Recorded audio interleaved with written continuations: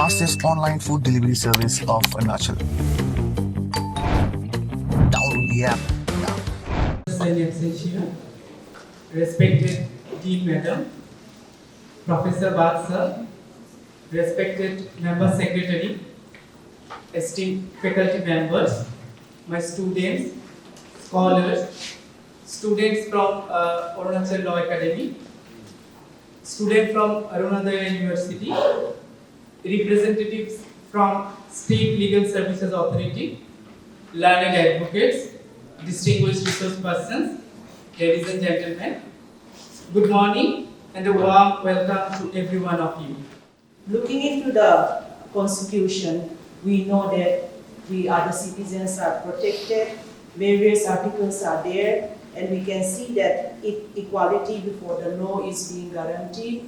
And with this, we can see, I really interested when I say allowing for special provision for women, children, and socially and educationally backward classes. There is a provision.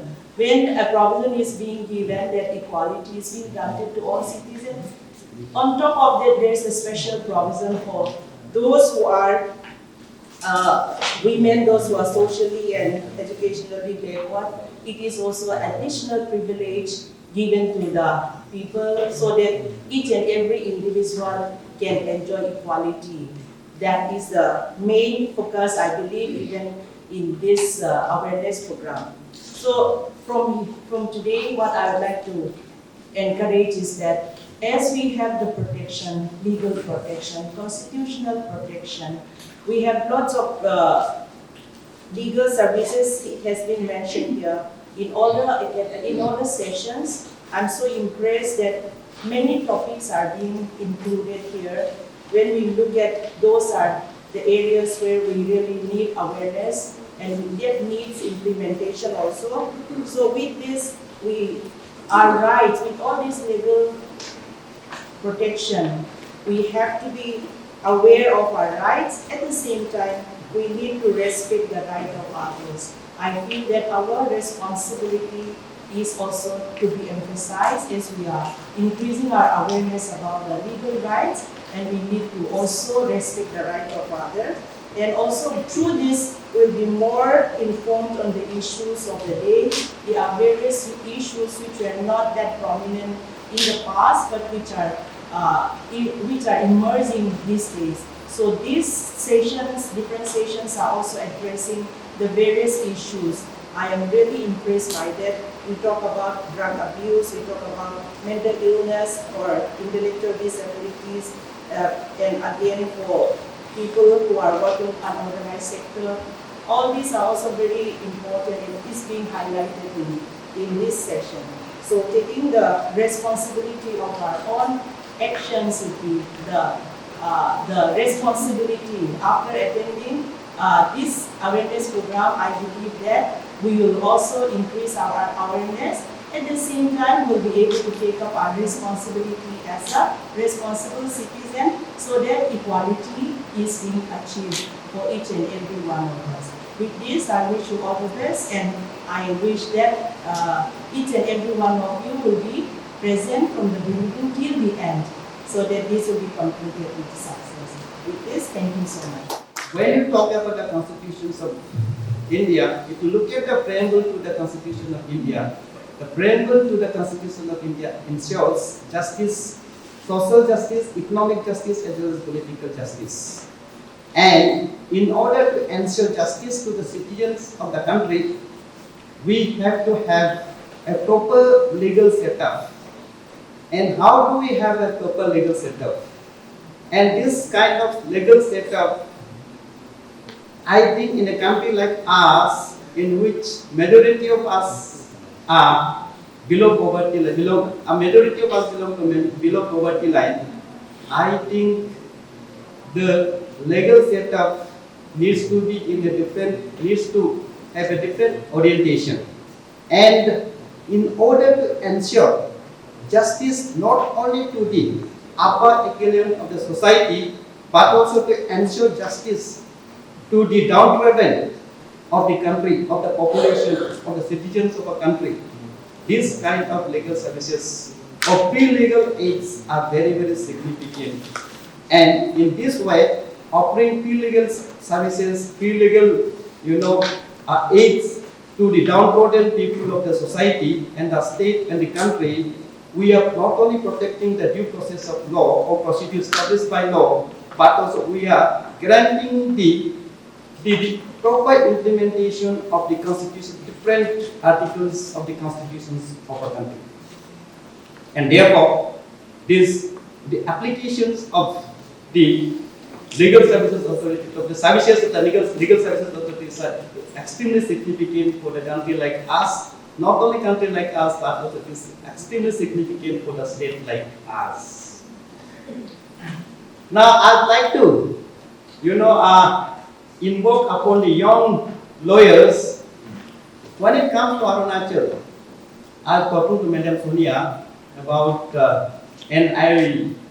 yesterday only I saw an article by Madam Tangam Rina about polygyny or the practice of polygamy in our state, which is very, very prevalent, which needs to be taken into consideration by the upcoming advocates.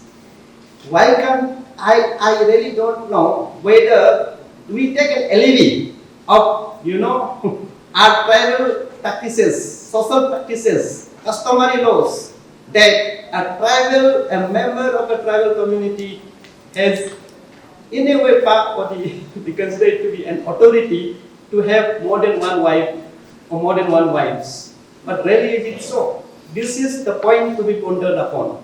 Now, I'd like to not only to appeal the members of the Arunachal Pradesh Legal Services Authority, also to the District Legal Services Authority to ponder on this point, but also, if possible, why can't we, any one of you, or a member of the Legal Services Authority, or any of the upcoming advocates, or any of my students, file a PIL on this matter, saying that I think the tribal communities, as well as I know, I've gone through 1945 regulation, Assam Frontier Admission Justice Regulation 1945, which guarantees in many ways, the protects the customary laws and practices of the tribal communities of Arunachal Pradesh. I don't think this guarantees any of the elements of 1945 or any of the articles of 1945 guarantees that a tribal men could have multiple wives. So I'd like to request, provoke in a way the students, the upcoming advocates to file a PIL regarding this, and not just PIL. Writ petition could also be filed on this matter. If any of the aggrieved person, say for example, a first wife wants to file a case against the husband, and we could link that together, I think the resource person will be better position to make proper explanation of this, because I don't have the legal background. But what I know is academic point of view of 1945 regulation, and also, Bengal Eastern Frontier regulation. Having gone through this, I am speaking from my heart, or whatever academic knowledge that I have, not a legal background that I am having. Second point that I like to bring in is that, as far as I know, the state level legal services authority is taking up so many cases for the downtrodden section of the society, including, as Madam Elizabeth has rightly pointed out, so many people are there in the society, including that of domestic who suffer domestic violence, and also those people child labor. And I know a particular case in which a state legal services authority has taken up the case of Chakma refugees. And for information of the students, this the status of the citizenship status of the Chakmas now has been given to the state legal services authority, and I got very, very important documents from the state legal services authority in this regard. I don't know the status of this now. That brings in the important role being played by the state legal services authority. Now, point here is that I will take an example of compulsory registration of marriage act of 2008. I'd like to request the resource persons also to the upcoming advocate. Why can't we have, why can't we have wider, not only consultations, this kind of educational programs, but also, why don't the volunteers be there in order to support compulsory registration of people like us? Because I don't know where to go and how to do the procedure. The procedure is not mentioned here. I've already leaflets we have supplied to us. The procedure is not there. The significance is there. What are the important features of this act, and also what would be the significance of having registration? Whether registration is given there, but what is the procedure to be followed, and whom to contact, whom not to contact. If they would volunteers on this, I think we would be more than happy. Because my part, even I'm not officially, legally I'm not yet married, despite the fact that I have 3 kids now. But then I also have affidavit ready. Affidavit ready with me, with one of my friends. But then we really don't know where to go for registration. We really don't have time. If volunteers could come. Day I saw in ground, I happened to meet one of the volunteers. They said that they will be assisting us, but that didn't happen. I'd like to request if Sarkar After Door program is also being conducted at the government. Madam was telling me that if such kind of assistance could be provided to us, it would be very, very helpful to us. Once again, I'd like to thank both the Services Authority, District Administration Authority for having conducted some program, and we also again look forward for the conduct of similar programs, not just with the Department of Law, but also Department of Political Science in the future. Thank you, sir. Thank you. Thank you. We'll come to how to access justice at a later stage. First, I'll just cover what the Legal Services Authorities Act talks about, the authorities under the Act.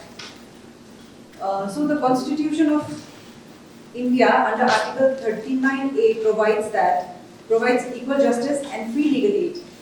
So that the free legal aid to the needy is a constitutional mandate. So it states that every state shall ensure that the operation of the legal system promotes justice on a basis of equal opportunity and shall in particular provide free legal aid by suitable legislation or scheme or any other way to ensure that opportunities for securing justice are not denied to any citizen by reason of economic or other disability. So a suitable legislation was enacted in 1987, which is the Legal Services Authorities Act 1987. So prior to this act also, since the legal aid movement in India dates back to somewhere around 1952. That is when India started addressing the question of legal aid for the poor and the needy. However, there was no any enactment. In 1960, there were some schemes, legal aid schemes. And in 1980, a committee was formed at the national level, which was constituted to oversee and supervise legal aid programs throughout the schemes, throughout the country. So later on, the parliament realized that India being in the population of India comprising mostly of the poor and the needy, and it is important that there needs to be an act, and it is also a constitutional mandate. So therefore, the 1987 Act, that is the Legal Services Authorities Act 1987, was enacted, which came into force on 9th November 1995. So this is an act constituted to provide free and competent legal services to the weaker sections of the society to ensure that opportunities for securing justice are not denied to any citizen by reason of economic or other disabilities, and to organize lok adalats. So there are certain authorities under the Act at the national level, state level, district level, and the talukas. So the National Legal Services Authority, which is a central authority, it was constituted on 5 December 1995. So the authorities under the NLSA, the patron-in-chief is the Chief Justice of India, currently Honorable Justice Sanjeev Khanna. The executive chairman is the senior most judge after the CJI, currently, that is Justice B.R. Gawai. And there will also be a member secretary of National Legal Services Authority. And the functions of NLSA is to lay down policies and principles for making legal services available, to frame the most effective and economical schemes for the purpose of making legal services available. So in the technical sessions, our resource persons will be discussing various schemes under NLSA. And the other functions are to take necessary steps by way of social justice litigation with regard to consumer protection, environment protection, or any other matters concerned with the weaker sections of the society, organizing legal aid camps, and to encourage settlement of disputes by way of negotiation, arbitration, conciliation, and to undertake research, etc., etc. So then next is the state authority. So in Arunachal it is the Arunachal Pradesh State Legal Services Authorities. So the Chief Justice of the Guwahati High Court, currently Honorable Justice Mr. Vijay Bishnoi is the Patron-in-Chief, and the Executive Chairman is Honorable Justice Mr. Suman Sham. And then there is Member Secretary of the State Legal Services Authorities, that is Mr. Yongge Adu. He was supposed to be here today, but due to some preoccupation, he could not be here today. And the functions of the State Legal Services Authorities is to give effect to the policies and directions of the NLSA. And we also give legal services to the poor and the needy, conduct lok adalats, undertake legal aid programs like we are having today, and also perform any other function in consultation with NLSA.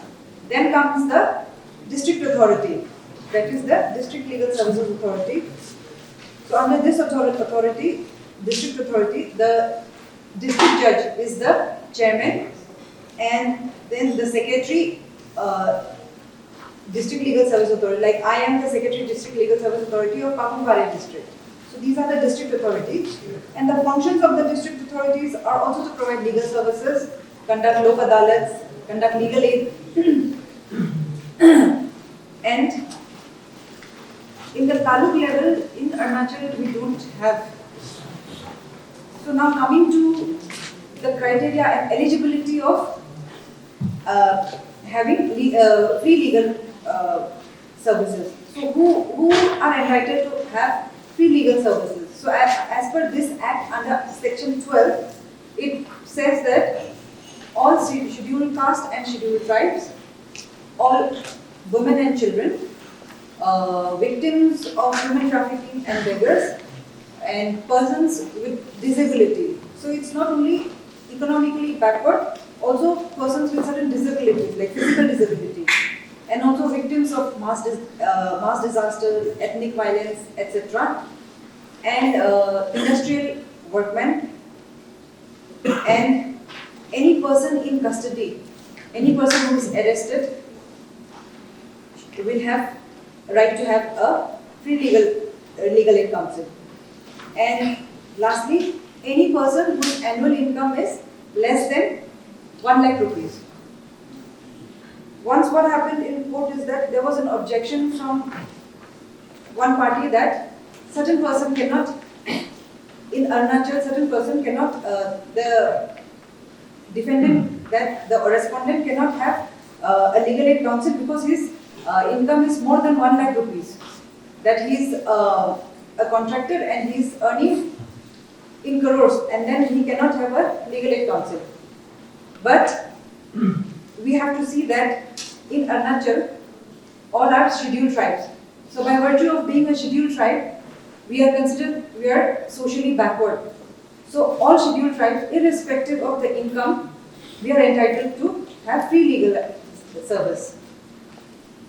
So now I've spoken about the state authority and who are eligible, but like Batsar was saying, how do we access it? Access to justice. So here comes the role of paralegal volunteers. So in 2009, the NLSA brought out a scheme called the Paralegal Volunteer Scheme, aimed at imparting legal training to volunteers selected from different walks of life so as to ensure legal aid reaching out all sections of society. So this was to ensure that to remove the barrier into access to justice. So the PLBs are expected to act as intermediaries, bridging the gap between the common people and the legal services institution. And it aims at legal services institution reaching out to people at their doorstep rather than people approaching such institutions. We as the state authority and district authority, we also conduct door-to-door legal aid services. We provide door-to-door legal services. So we go to the interior districts, we go house to each and every house, and then we provide legal services also. So in that way, there is accessibility. So, and a PLB is expected to have basic human qualities like compassion, empathy, and genuine concern and willingness to extend voluntary services. However, they are not legal practitioners, they are not advocates, they are not lawyers. They will connect you to the they will connect legal aid seekers to the lawyers. Say for example, like I said, a person arrested has a right to have free legal aid. But the thing is that how will they know that they have that right? So now, even from the home department, there is a direction that every police station should have a legal aid clinic. When a person is arrested, his personal liberty is curtailed. So there are certain so that to ensure that there is no arbitrary arrest, if there is a clinic in the police station, which is manned by a paralegal volunteer, he will get the accused connected to a legal aid counsel who will give him counseling as to his legal rights. Also that when an arrest is made, if the offence is punishable less than 7 years, so notice is mandatory. So, not in all cases, but if these are the things that, and also that after an arrest is made, the accused has to be produced before the magistrate within 24 hours. See, these are the rights, constitutional rights of the accused person. However, they do not know about all these rights. So, if by way of the paralegal volunteers assisting them and connecting them to the legal aid counsels, the accused person who is taken into custody are also aware of their legal rights. So, as on today, the statistics is that 20 police stations in Arunachal Pradesh have opened legal aid clinics.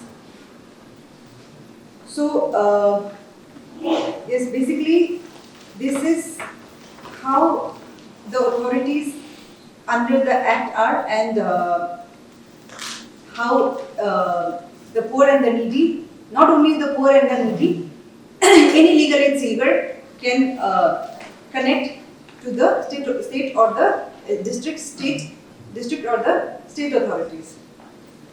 So that is all I have to say. Thank you. Finally, I am given the charge of to say something which will encourage all. That is the agenda. But before that, let me give an example from my life. First time in my life, I received one legal summons from a court recently.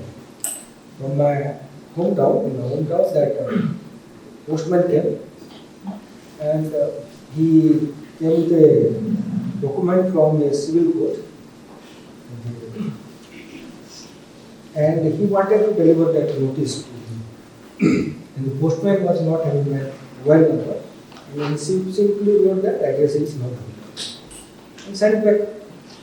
Then on the day of hearing, the judge came to know that the person concerned is not there, and he saw my name, and somehow something else came to his mind, and then he saw the Facebook with this person is something.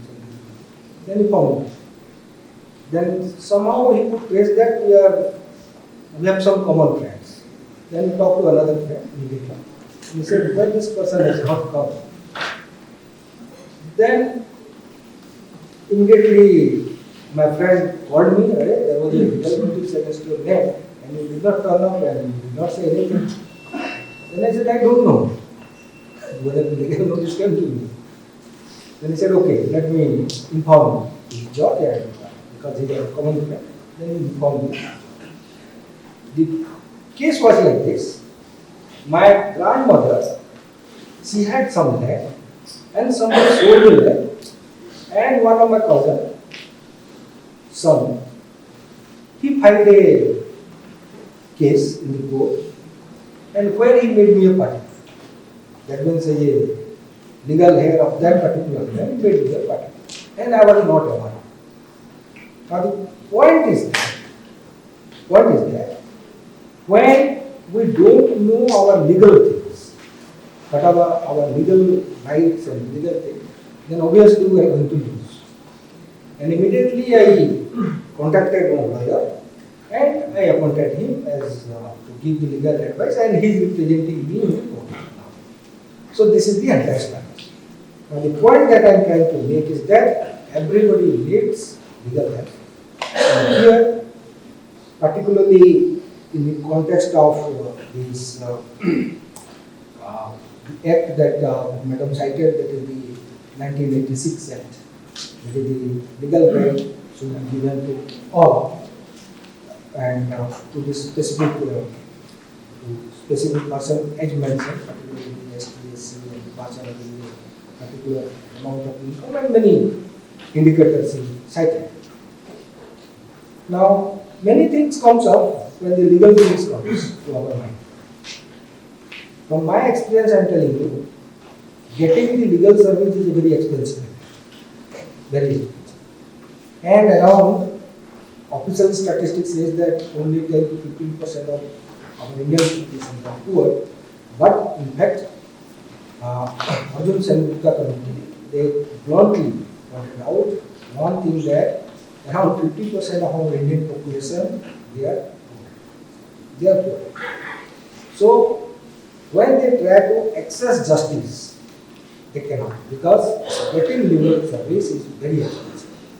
In that context, I think personally that the Arunachal Pradesh State Legal Service Authority, as per the Act 1986, is playing a very pivotal role in providing the legal aids and giving awareness to the general population about the legal issues.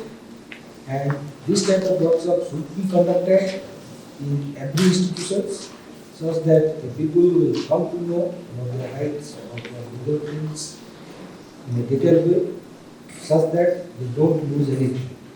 And it becomes a win-win situation when this type of workshops are conducted, given. And I hope, since you are all the students of law, and you will carry forward this message to your own people, to your own community, and we make them aware about their rights, about their legal needs. With these words, I wish this particular workshop a great success. I must thank the organizer for inviting me to this particular function. I am really thankful to you. Thank you. So I would like to request our resource person, Advocate Oyam Bengiap, Legal Aid Council, APLSA, to discuss, to give prominent word regarding the mentioned topic. Thank you. Here my topic is JJ Act. My first topic is, in JJ Act, this act is talking about the children, and according to section 2 subsection 12 of the JJ Act, child needs to complete the age of 18 years with child. And again, here are two types of children: the child, the complete law, and the child in need and care protection. And according to section 2 subsection 13 of JJ Act, child complete with law who commit the offence which must complete the age of 18 years. on the date of commission of the offence. And if any child who is convicted low, if anybody found, the officers or any person, they should produce the child before the JJB within 24 hours. Any person can produce the child. Basically ये जो है compulsory scheme जो है हमारे यहाँ पे क्या होता है कि बहुत सारे लोग के एक्सीडेंट हो जाता है, किसी का मर्डर हो जाता है, तो उन लोगों का क्या है कि गवर्नमेंट ऐसा स्कीम लेकर आई थी, नेशनल लीगल सर्विस ऑर्डर ने केस किया था कि ये जो है स्कीम जो है सुप्रीम कोर्ट में हुआ था कि केस हुआ था, उसी का बेसिस में जो है ये जो है स्कीम जो और जितना भी स्टेट और इंडिया है उसमें क्या डायरेक्शन दिया गया स्टेट गवर्नमेंट की this compulsory scheme should be implemented to the all states and union territories. तो इसमें क्या है कि जैसे कि किसी का रेप हो जाता है, किसी एक्सीडेंट हो जाता है, तो विक्टिम्स क्या होते हैं, सफर करता है, दे सफर क्यों बोल सकते, क्योंकि उसको कोर्ट में आना पड़ता है, तो उसका ट्रायल फेस करना पड़ता है, उसको सपोर्ट करना पड़ता है, तो उन लोगों क्या है कि उन लोगों को क्या है कि कोई फाइनेंशियल सपोर्ट नहीं होता है। अगर कोई पोअर सोसाइटी का हो जाता है तो उसमें क्या है कि उसको कोई फाइनेंशियल सपोर्ट नहीं होता है जो कि अपना केस को फॉलो अप कर सके। तो उसमें क्या है कि इसी का बेसिस में ये जो विक्टिम कंपनसेशन स्कीम जो बनाया है, वेरियस स्टेट में सब ऑलमोस्ट जितना भी कर हम लोग स्टेट है वहाँ पे सबका ये स्कीम जो लागू है, और उसमें जो है डिफरेंशिएट किया है कि स्कीम जो है पैसा कितना देना है, कंपनसेशन कैसे देना है, उसी का बेसिस में जो है स्टेट अपना अपना वेरियस जो है कैटेगरीज बना कर रखा है। तो हमारे यहाँ पे क्या होता है कि जो किसी का मर्डर हो जाता है, एफआईआर हो जाता है, लेकिन क्या है कि इसमें क्या है कि स्कीम को अवेल करने के लिए प्रोसीजर सिंपल प्रोसीजर होता है। उसमें क्या है कि आपको जब इंसिडेंट होता है उसको क्या है कि एफआईआर को रजिस्टर होना पड़ता है, then FIR still needs to be go to the court. When the court receive the charge sheet and court case जो प्रोसीडिंग हो जाता है, तब विक्टिम जो आके उसको अप्लाई कर सकता है। तो उसके अप्लाई करने के लिए क्या हम लोग धीरे से जो है यूपी में है वो अभी लीगल क्लिनिक बोल के हैं, अब वहाँ भी आके ये चीज़ को है फॉर्म लेके अप्लाई कर सकता है।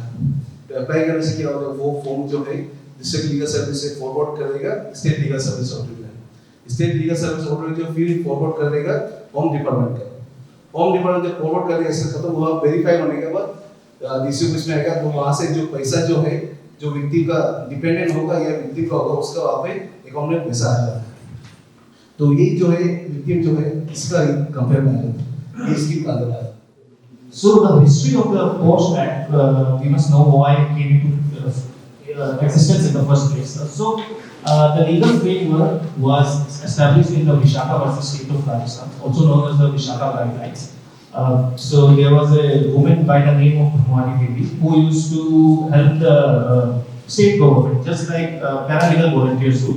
And her job was to stop child marriages. And what happened in one instance, she was trying to stop the child marriage, and she was brutally gang raped. So that was from that PI was filed by Vishaka and NGU, and which led to the establishment of Vishaka Guidelines. And to know the importance, we have another case of Rupan Deol Bajaj versus APLSA in 1995. So women not only face challenges. So in the first instance, the woman was from not very knowledgeable or wealthy. But in the second instance, we can see Rupal Deo Bajaj. She was an IS officer. She was a special secretary in the Home Finance Department of Punjab, I believe, and KPS Gill. So KPS Gill was then he was the DGP of Punjab. So what happened is there was some kind of party and all the senior officials of the state government were present, and so Mr. KPS Gill was the DGP is the head of the police, if you don't know for. So he went to Miss Rupal Deo Bajaj and he gestured her like this, I want to talk to you. And she didn't like it. And she said that I don't want to talk to you. Then now I'll talk to you later. So she stood up and she, as she was leaving, what the DGP did is he smacked her butt in front of everyone in the party. So it was a very embarrassing moment for her. And therefore she filed this case. So this is just to show that these issues are not only faced by the downtrodden, but also someone who is also an IS officer can face this. Make a presentation on Domestic Violence Act. The full name of this act is Protection of Women from Domestic Violence Act 2005. We had read our constitution, and in constitution we find a provision which enables state to make special law for protection of interest of women and children. So far as the problem of domestic violence is concerned, this problem has been in existence for quite long period of time, for quite a number of decades. So it was, and indeed it is, a chronic problem of Indian society. Indian Penal Code, which was general criminal law in force, was a colonial legislation, and of late, in the year 1983, a provision was inserted into it through Criminal Law Amendment Act 1983 in the form of Section 498A to somehow deal with menace of cruelty or violence against women. But in due course of time, that provision was not held sufficient, and consequently, of late in the year 2005, the government thought of making a special law on this issue of domestic violence. And that was the reason we got Protection of Women from Domestic Violence Act 2005. This is a central legislation applicable throughout India. And in last year, in one case named Gulshan Kumar versus Nidhi Kashyap, the Delhi High Court has pointed out applicability, provision related to applicability or scope of applicability of this act. Delhi High Court has stated that this act is a measure of social justice. It applies to all women regardless of their religion or social background. So, this act is invariably applicable to all women, irrespective of from which place they belong and what is the background, social, economic, etc. of the women concerned. And here, one thing we should know, that this legislation is in addition to existing law. Earlier it was IPC, General Criminal Law. Now that has been replaced by new code, Bharatiya Nyaya Samhita 2023. So, Protection of Women from Domestic Violence Act 2005 is in addition to existing laws in force. Means it is additional law which has been enacted to provide quick and effective remedy to the aggrieved women. First of all, respected today's resource person, and also HOD, Department of Law, and all the students.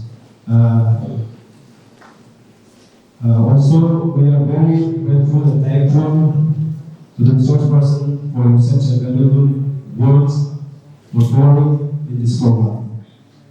And also, I would like to thank the Department of Political Science, Rajiv Gandhi, and Department of Law. Also, we are very thankful to the students, those who have come from the grants and academy. Also, I would like to thank the media fraternity for covering our this program. and also managing all the staffs and committee for organizing this such a beautiful and successful events for today's program. With this, we hope that this relation and connection will remain and connected in days to come. With this view, I would like to conclude my comments. Thank you all. आज का जो ये awareness programme था, one day legal awareness programme, ये state legal services authority के द्वारा organise हुआ था in collaboration with department of law Rajiv Gandhi university and department of political science Rajiv Gandhi university. इसका इनॉग्रल सुबह में 10 बजे से शुरू हुआ, जिसमें honourable vice chancellor sir, respected registrar sir, dean faculty of social science और अदर्स डीन प्रेजेंट थे, और इसमें रिसोर्स पर्सन्स कुछ एडवोकेट्स आए हुए थे, और steamed faculty members of law also participated in this, and various student participants were attending this program. This program was related to spreading legal awareness with respect to issues such as women's safety, children, domestic violence, POCSO Act, etc.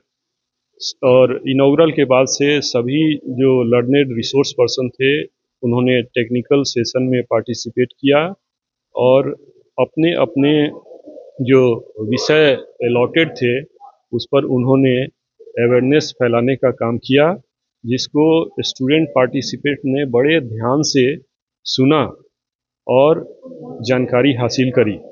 Violence एक important issue है आज के समाज में, जिस पर चर्चा की गई और इसका इंसिडेंट का डेटा कितना है उसको हाईलाइट किया गया।